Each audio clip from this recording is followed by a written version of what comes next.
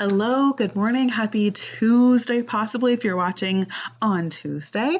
I want to thank you before we get into this lesson again. Thank you for all of the wonderful one-acts that you recorded and submitted last week. They were really fantastic. And I can't wait for you to start listening and also for me to start reading some of your feedback and your thoughts about the one-acts that you listened to. So today we're going to be starting a series that we are going to be doing before we get into one-acts, where we're going to be exploring some different types of theater. And today we're going to be looking at one of my favorites, Commedia Dell'Arte, known as the comedy of players or comedy of professions. So Commedia Dell'Arte was originated in the Renaissance period in Italy.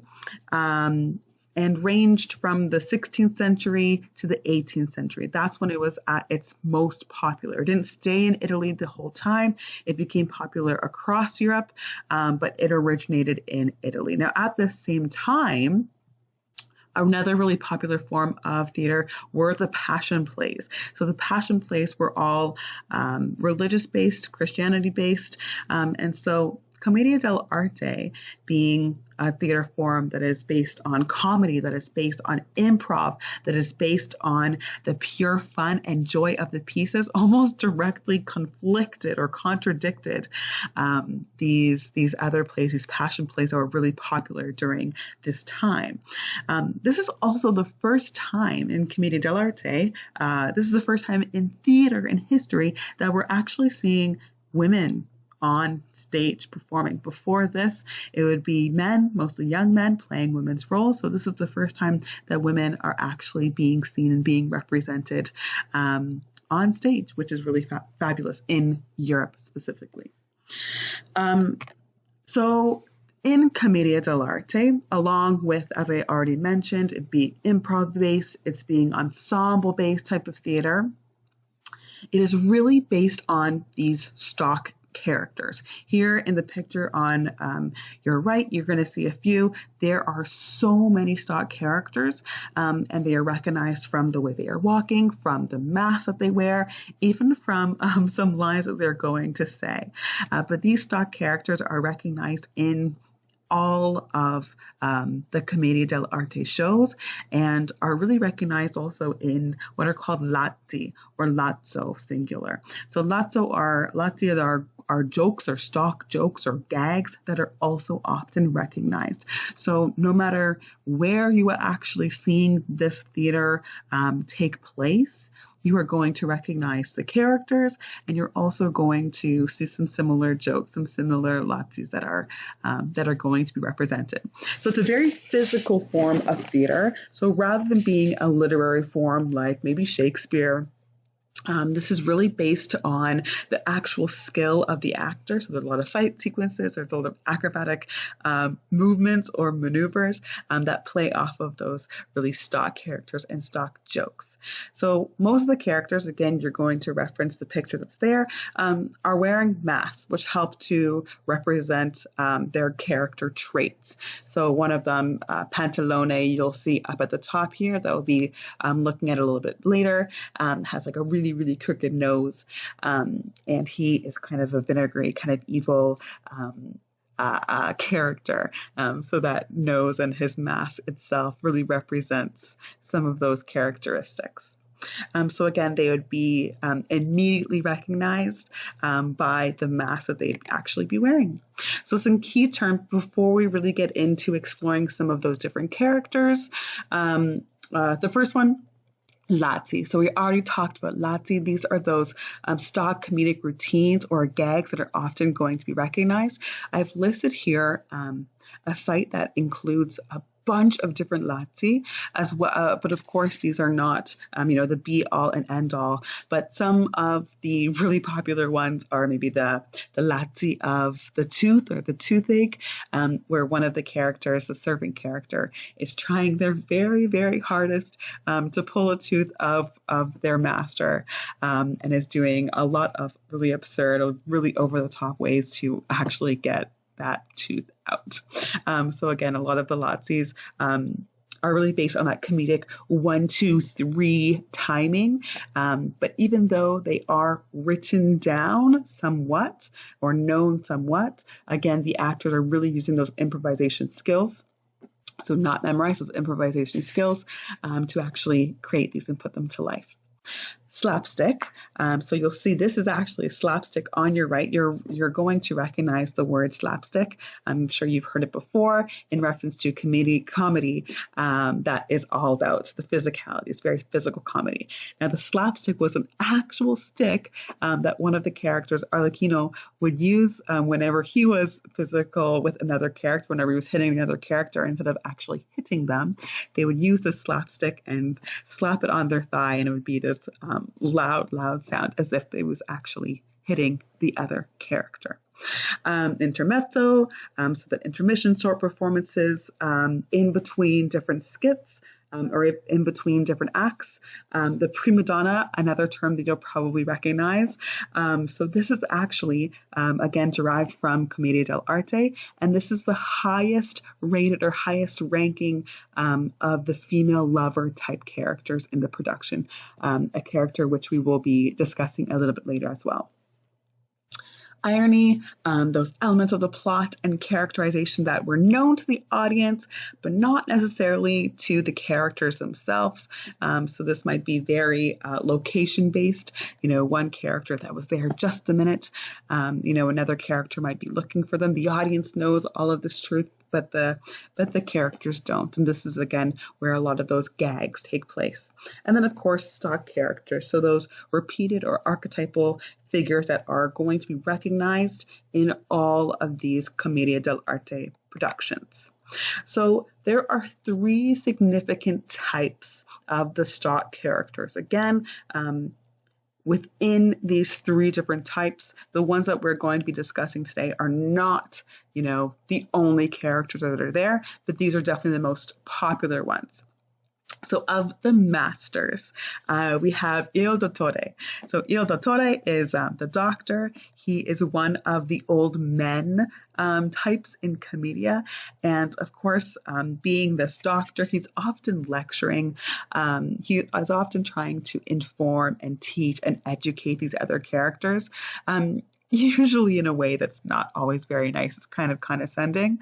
But the thing is, he usually has no idea what he is talking about. He is completely inept. He's also quite clumsy.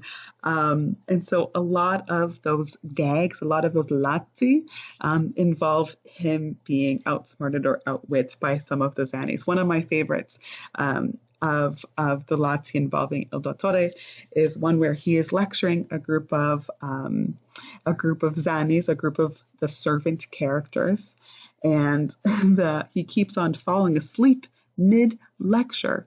And then whenever he wakes up, he asks the Zanni or the servants what he was just talking about, and they just make up something new. They make up something silly to make him lose his train of thought. Il Dottore is also often the main obstacle. He gets in the way of the lovers, of the innamorati, which we will be seeing very shortly. The second old man character in Commedia, and again, one of my favorites, is Pantalone. He's the wealthiest character that we're going to see in Commedia, and he's incredibly greedy. He's always hunched over, protecting this money pouch that he wears around his waist. That is his main goal, is just to get more money. So he's often cheating other people out of money. He's very cheap. Even though he has a lot of money, he doesn't like spending a lot of his money. So many of the Lazzi, those gags, involve him counting money and eventually maybe losing some of that money, or being scared of losing that money, or even showing off the possessions that he has. Il Capitano. So this is a character. He doesn't come from Italy. He is often represented as coming from Spain. So he's seen as that outsider. So he claims to be all of these grandiose, wonderful things like a captain, but it's assumed that he actually never was. So he's usually bragging, and he often gets away with bragging to a point because the locals, these other characters, don't actually know him. Even though he is bragging, even though he walks with his chest up and often has a sword at his side, he's actually a complete coward. So a lot of the Lazzi involve him, wanting to get into a fight or instigating a fight with another character, but then, backing off or pointing the finger to another character instead of getting in the fight himself. And my favorite ones are a lot of the Lazzi that involve Il Capitano getting really scared of a small animal, specifically often a mouse. He gets really scared of small animals, specifically mice. And you see him jumping on tables or chairs to get away from these animals. So he's kind of a big baby. The lover, so the innamorati. So all of the characters, or most of the characters that we are going to see in Commedia, again, are recognized from the masks that they are wearing. Okay, so the ones we saw before, Il Dottore, Il Capitano, and Pantalone, all wearing masks. Most of the Zannies, those servant types, are all wearing masks. However, the lovers are some of the only characters that are not wearing masks. They are unmasked. Instead, they're wearing a lot of makeup to really represent how beautiful and pure these characters are. As well, they seem to often be completely in their own worlds rather than really, joining the rest of the plot and the other characters. They're often interacting seemingly just with themselves, the other lover, or specifically they're pretty selfish, so with themselves. So they're often completely unaware of the other events that are actually going on in the play and just care about themselves and their lover. Even though, like a lot of the other characters, their actions, the actions of the lovers, are completely over the top, very dramatic. However, all of this drama that they, portray for them is completely true and completely sincere, and is often done out of love. So again, their main goal, their main purpose is to express their love and be loved by the person that they are going after. So even though they are all about love, they are often in distress because there's usually an obstacle, Il Dottore most often, that is in the way of them finding their lover or being able to be with their lover. Again, because they are so over the top, they're always performing, they're always aware of the audience, not only of the other characters, but the actual audience who is not in the show watching the production. So they're performing to these audience, breaking that fourth wall, you could say. So the female innamorati, you can think of that damsel in distress character. She's often, holding a handkerchief or a fan, and often at the brink of fainting, and so she's often being needing saving from someone. So a lot of the Lazzi involve her needing to be saved, or just missing their lover by moments. So one running on stage, leaving, the other running on stage, looking for each other, but they can never find each other. And the Zanni. So the Zannies are, again, there's so many different types of Zanni, but they are the servants of the masters. So of Il Dottore specifically, or Pantalone. So these are those, they are often a trickster. Many of the lower Zannies they often don't speak a lot of an actual language. They're usually speaking a lot of gibberish, which makes it, again, kind of humorous and makes a lot of, confusion. And there's often a lot of Lazzi around that idea of confusion and misunderstanding. So Zanni actually, is the English word zany derives from the word Zanni. So you can maybe understand how they actually are moving and some of their roles within Commedia. So again, there's many different types of Zanni. So some of the different ones are Colombina. So again, you'll see in the picture that she actually doesn't wear a mask. Colombina doesn't wear a mask. So she is almost that in between. She is a hired servant, but she sometimes does act like a lover. So she's very charming. She's very mischievous. She's also that trickster.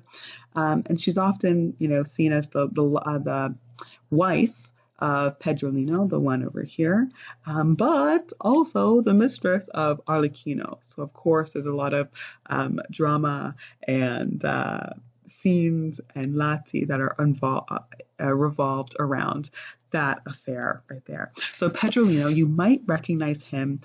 He was later adopted by French pantomime, and his name became Perrault.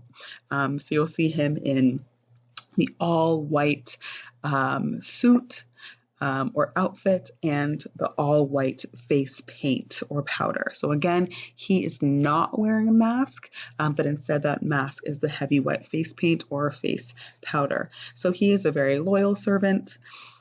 He's often depicted as being pathetically in love, usually pathetically in love with Colombina, and he's very sad often. He's very melancholic. So again, you'll recognize him very strongly, usually by when the French adopted this character. And then the most popular of the Zanni characters. So this is Arlecchino. He's very smart. He's very witty. He's very clever. He's also completely a trickster and often working against his master, working to trick or undermine his master, usually for the good of someone else. But sometimes he can be a little selfish. And of course, he is also vying for the attention and the love of Colombina. So there's a lot of rivalry between Pedrolino and Arlecchino. So looking at the idea of voice, I would love for you to check out this video right here from the National Theatre. All of the videos that they put out are really fantastic. So I used 2 videos from National Theatre that I really want you to explore. But first, looking at voice, again, a lot of gibberish, especially from the Zannies.